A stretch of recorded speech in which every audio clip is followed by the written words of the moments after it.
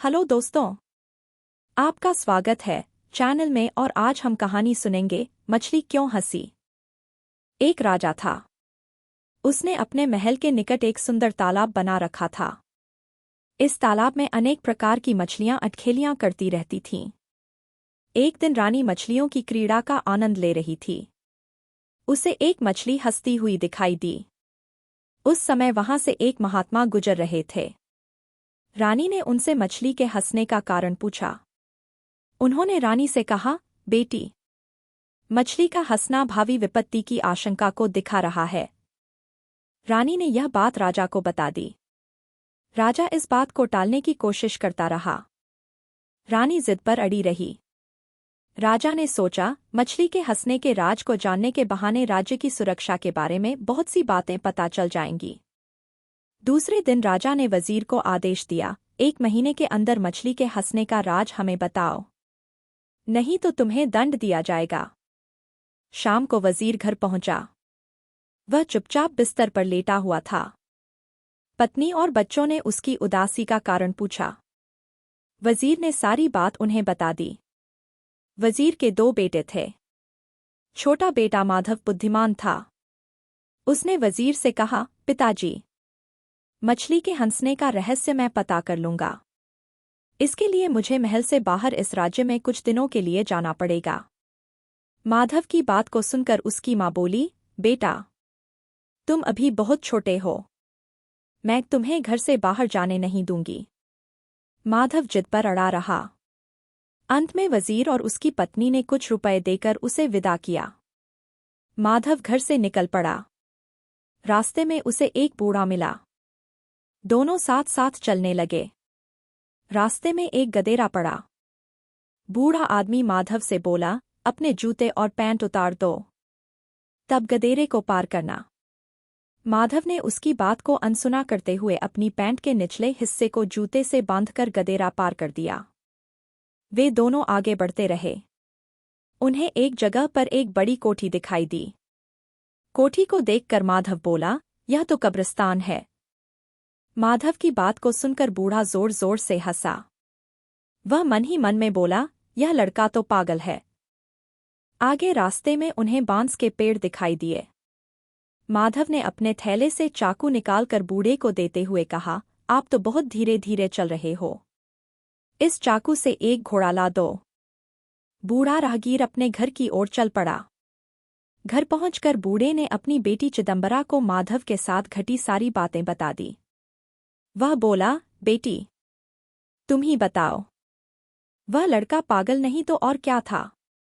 तभी चिदंबरा की नज़र अपने पिता के पैरों पर पड़ी। वह आश्चर्य से बोली, खून? पिताजी, आपके पैरों से खून क्यों आ रहा है? उसके पिता ने देखा तो पता चला कि कोई जोंक उसके पैर में घुस आई थी। चिदंबरा ने कहा, पिताजी, आप जिस लड़के को पागल कह रहे हो वह मुझे बुद्धिमान लगता है। पानी में जोंक होने की आशंका से उसने गधेरा पार करते समय आपकी सलाह नहीं मानी।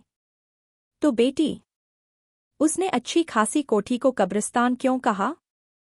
पिताजी, क्या उस कोठी के आसपास कोई और भी था? कोई नहीं था। कब्रिस्तान में भी कोई व्यक्ति नहीं रहता है, इसलिए उसने कोठी को कब्रिस्तान कहा। चिदंबरा की बातें सुनकर उसके पिता ने माधव की बुद्धिमत्ता को समझा। उसे याद आया कि बांस के पेड़ों को देखकर उसने मुझे चाकू देकर कहा था, इस चाकू से एक घोड़ा ला दो। उसने चिदंबरा से इसका मतलब पूछा। वह बोली, पिताजी, जिस प्रकार घोड़ा चलने में मदद करता है उसी तरह चाकू से बांस की लाठी काटकर उसके सहारे हम तेजी से चल सकते हैं।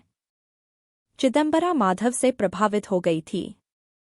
वह उससे ब्याह करना चाहती थी। उसने अपने मन की बात अपने पिता को बता दी। अगर आपको यहाँ तक कहानी अच्छी लगी तो वीडियो को लाइक करें।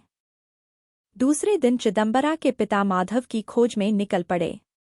उनकी मुलाकात माधव से हो गई। उन्होंने माधव को अपने घर आने का न्योता दिया। कुछ दिन के बाद माधव और चिदंबरा की शादी हो गई। माधव ने चिदंबरा को मछली के हंसने की बात बता दी। चिदंबरा बोली, मछली तालाब के अंदर हंसी। इससे संकेत मिल रहा है कि राज दरबार में कोई संकट पैदा करने वाला आदमी पहुंच चुका है।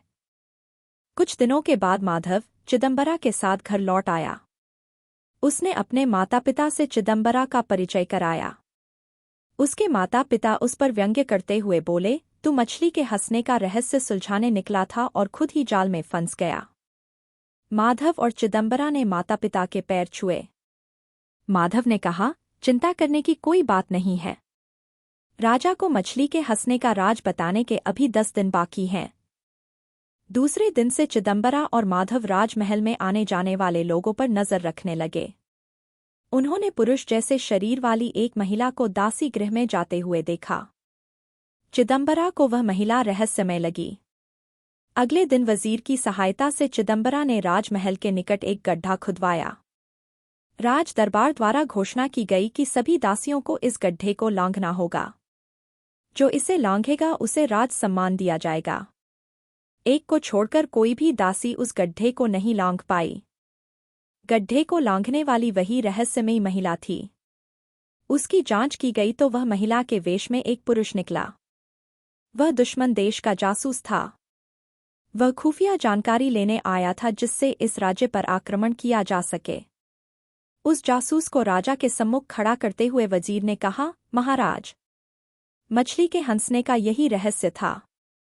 उस जासूस ने अपना अपराध स्वीकार कर लिया। उसे कारावास में डालने का हुक्म सुनाया गया।